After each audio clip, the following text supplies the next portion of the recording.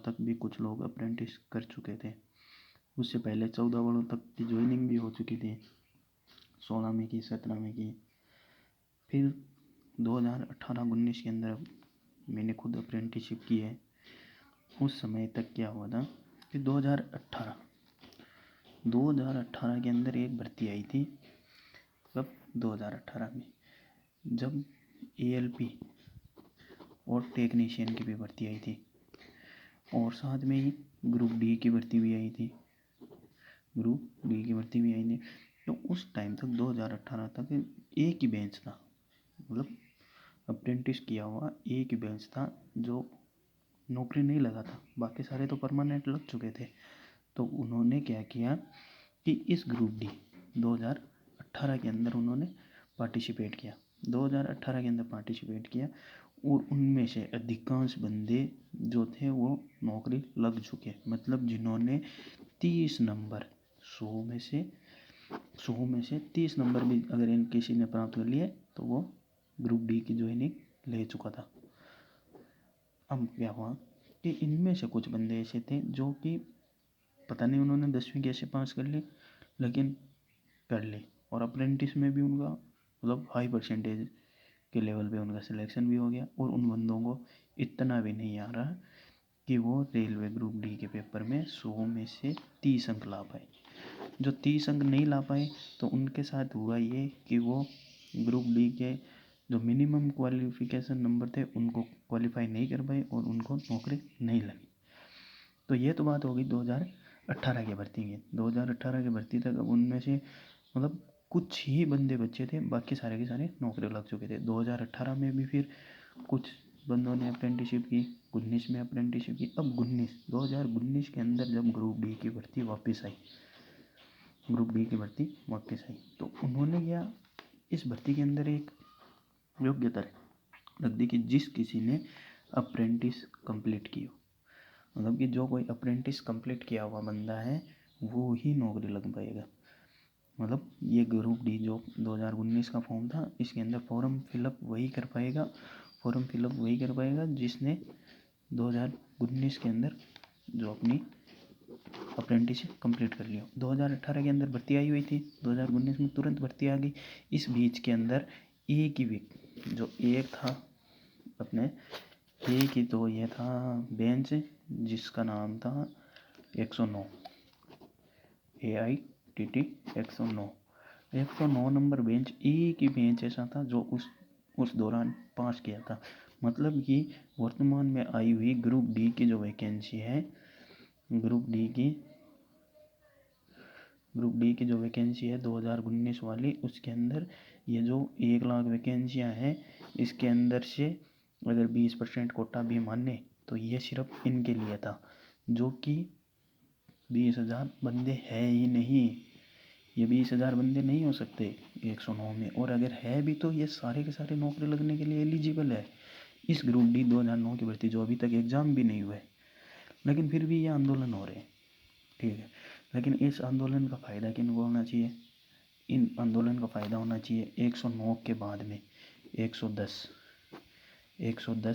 B और 111। ये बंदे भी आज की डेट में अप्रेंटिस कर चुके हैं और इन बंदों की अप्रेंटिस कंप्लीट भी हो चुकी है। अब इन बंदों की जब अप्रेंटिस कंप्लीट हो गई है और ग्रुप डी की वैकेंसी जो कि 1 लाख है, बहुत बड़ी मात्रा में वैकेंसी है, तो इनको इसके अंदर मौका मिलना चाहिए। इन बंदों को इसमें अप्रेंटिसशिप में मौका मिलना चाहिए, लेकिन ऐसा नहीं हो रहा है और आंदोलन कर रहे हैं। अब आंदोलन ये बंदे नहीं कर रहे, आंदोलन के अंदर अधिकतम नेता जो है वो रेलवे के नेता है। और इस 2009 और इससे पहले 108 नंबर जो था, इसके बंदे जो कि 2018 के अंदर फेल हो चुके हैं, वो बंदे ये आंदोलन करवा रहे हैं। और इनकी मांग क्या है कि हमें जो ये मिनिमम 30% वाला आंकड़ा है, 30% आंकड़ा है, इसको समाप्त कर दो, ठीक है। इसको समाप्त करने से क्या होगा? 8 वाले लग जाएंगे, 9 वाले लग जाएंगे। लेकिन भाई साहब अभी तक जो कि 40-50 हज़ार बंदे हैं जो इन एग्ज़ाम में पास कर चुके हैं, 110 में कर चुके हैं, 110 बी में कर चुके हैं, 111 AIT कर चुके हैं। इन बंदों का क्या होगा? अगर आप अब भी ये वैकेंसी करवाते हो तो ये 109 वाले हैं, ये तो वैसे ही लग रहे हैं भाई। अगर आप डायरेक्ट इनको ये कह दो कि डायरेक्ट ही लगा रहे हैं, क्योंकि 20,000 वैकेंसी इनके लिए पहले से अवेलेबल है और ये 20,000 बंदे हैं, तो इनके लिए तो ये वैकेंसी डायरेक्ट बढ़ी है। सिर्फ इनको तो 30 नंबर लाने हैं, इनको समस्या ही कहाँ हो रही है। लेकिन ये जो आंदोलन हो रहा है, ये होना रियल में इनके लिए चाहिए कि इन बंदों ने जो फॉर्म फिलअप किया था 2019 जो है वो एक बहुत लंबा पीरियड हो चुका है। 2019 के बाद 2020, 2021 और आज 2022, मतलब 4 साल का जो गैप चल रहा है। और इनमें से एक भी बंदा ऐसा नहीं है, एक सिंगल बंदा ऐसा नहीं है जिसने ग्रुप डी के अंदर उसको कोई फ़ायदा मिलेगा। जबकि ये जो सारा का सारा आंदोलन कर रहे हैं, या ये रेलवे वाले ग्रुप डी की वैकेंसी में अगर कोई संशोधन करना चाहते हैं तो वो इनको फ़ायदा दिलाओ, इनको फ़ायदा दिलाना है। तो सीधी सी बात है कि इस वैकेंसी के अंदर अगर 110 वाले और 111 वाले और इससे पहले के जितने भी हैं वो तो सब वैसे भी अवेलेबल है, इनके लिए रीओपन की व्यवस्था होनी चाहिए। अगर फिर से लिंक मॉडिफाई नहीं होता है, ये मॉडिफाई नहीं होता है, तो ये समझ लो कि ये सारा अपने किसी काम का नहीं है, ये झमेला किसी काम का नहीं है। ये सारे के सारे लोग जो भी लड़ रहे हैं, ये सिर्फ एक ही मुद्दे पे लड़ रहे हैं कि इस 30% को जो है इसको कैंसिल करो। अरे भाई 30% जो 10वीं के अंदर नॉर्मली है 60 से 70% ला रहा है, रेलवे ग्रुप डी के एग्ज़ाम में ऊपर का लेवल कम से कम माने तो 40% तो ऊपर का लेवल है ही है। मतलब अगर किसी को जोड़ बाकी भी आ रही है, मामूली सा साइंस का ज्ञान है, थोड़ा बहुत भी अगर उसका जीके है, थोड़ा बहुत भी अगर जितना कि उसका 10वीं का लेवल है उतने में भी अगर वो ये 30% तो ला रहा है और वो अपना आराम से क्वालिफाई करके ग्रुप डी की वैकेंसी लग रहा है। इसके अंदर एक बहुत बढ़िया हुआ, ये जो अपने ये जो मेडिकल वाला था, मेडिकल और फिजिकल, फिजिकल वाला था, फिजिकल। तो ये फिजिकल वाला था ना, फिजिकल वाला, मेडिकल और फिजिकल वाला, ये बढ़िया काम किया इन्होंने कि जो बंदा 1 साल तक पहले से ही अप्रेंटिस कर चुका है, उसकी इतनी ट्रेनिंग हो चुकी है, तो उसके लिए ये मेडिकल और ये अनिवार्यता हटा दी। लेकिन भाई साहब मेरी तो यही रिक्वेस्ट है कि आप सब लोग फिर से एक बार कोशिश करें और कम से कम ये करवाए। अगर 30% का मुद्दा सॉल्व हो ना हो, लेकिन ये मुद्दा सॉल्व होना बहुत ज़रूरी है इन बंदों को। क्योंकि अगर आज ये लोग इस फॉर्म में अप्लाई नहीं कर पाते हैं, मतलब अगर ये 20,000 के अंदर भी अप्लाई नहीं कर पाते हैं, तो आने वाले टाइम में ये भर्ती, आज ग्रुप डी की भर्ती जो है वो 2022 में भी अगर कंप्लीट होती है तो ये वापस तक 2027 तक को कंफर्म मान के चलो। और 2019 से 27 के बीच के अंदर अप्रेंटिस के बंदे इतने हो जाएंगे, जितनी वैकेंसी नहीं निकलेगी उससे ज़्यादा तो सिर्फ अप्रेंटिस वाले हो जाएंगे।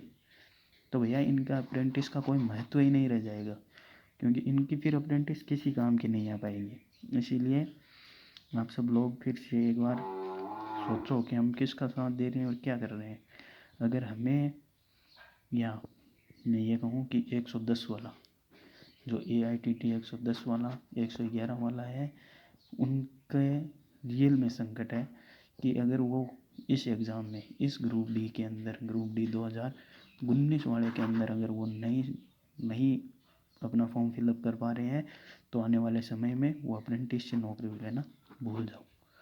ये डेफिनेटली है, वो अप्रेंटिस से नौकरी नहीं कर पाएगा।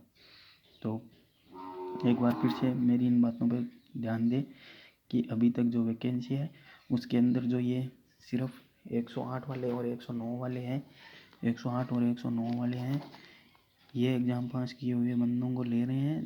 तो आपको सोचना चाहिए कि ग्रुप डी के अंदर आपने अप्रेंटिस के फॉर्म कितने हैं। अप्रेंटिस के फॉर्म आए ही नहीं है। अप्रेंटिस के फॉर्म आपको फिर से ग्रुप डी में लेने चाहिए और इनके साथ न्याय करना चाहिए। 110 और 11 वाले बंदे, इसके लिए अगर आंदोलन होता है तो हम आपके साथ हैं, और जब कभी भी ज़रूरत पड़े तो हमें बताना, हम ज़रूर आपकी लड़ाई में आपके साथ रहेंगे। बाकी अगर जीएम पावर से, अगर जीएम पावर से होता है तब तो कोई दिक्कत नहीं है। जीएम पावर से अगर होती है तो हमें सेफ नौकरी है भाई, अप्रेंटिस वालों को नौकरी दे दो, काम खत्म। लेकिन अगर फिर भी गवर्नमेंट ये चाहती है कि ये सही भी है 30% अगर बंदा नहीं हो तो थोड़ा कुछ तो, अगर रेलवे के अंदर आज टेक्नोलॉजी है वगैरह है तो उन सब के लिए ये बंदा परफेक्ट है, उससे सही है। थोड़ा बहुत तो उसको ज्ञान भी होना चाहिए, एकदम ऐसे किसी को तो नहीं ले लेंगे वो जो अनपढ़ के समान है, जिसको 30 नंबर नहीं ला सकता वो बेकार है उसके लिए। तो मेरी तो यही मानना है कि 30% वाला मुद्दा जो है वो रहे या ना रहे, लेकिन इसके अंदर बाकी सारे अप्रेंटिस को भी मौका मिले। और इस सब का सॉल्यूशन एक ही है कि वो कुछ भी करे या ना करे, लेकिन रेलवे कम से कम एक बार अपने ग्रुप डी के लिंक को मॉडिफिकेशन करे और किसी को मौका दे ना दे, लेकिन इन जो अप्रेंटिस वाले हैं इनको फॉर्म डालने का फिर से मौका दें, और इनका जो एग्ज़ाम है वो अप्रेंटिस के थ्रू ही लग पाए। धन्यवाद साथियों, वीडियो पसंद आए तो लाइक कर देना, और जिनको बुरा लगे या ना आए तो वो डिसलाइक भी कर सकते हैं, हमें कोई फर्क नहीं पड़ता, क्योंकि हमने कोई ये सब पैसे कमाने के लिए नहीं किया। मेरा जो मानना था या मेरी जो जिज्ञासा थी वो मैंने व्यक्त किया। बाकी जैसा आपको अच्छा लगे आप लोग कमेंट करके बता सकते हैं। धन्यवाद, जय हिंद। उम्मीद करते हैं अप्रेंटिस साथियों के साथ ज़रूर सब कुछ अच्छा होगा। धन्यवाद।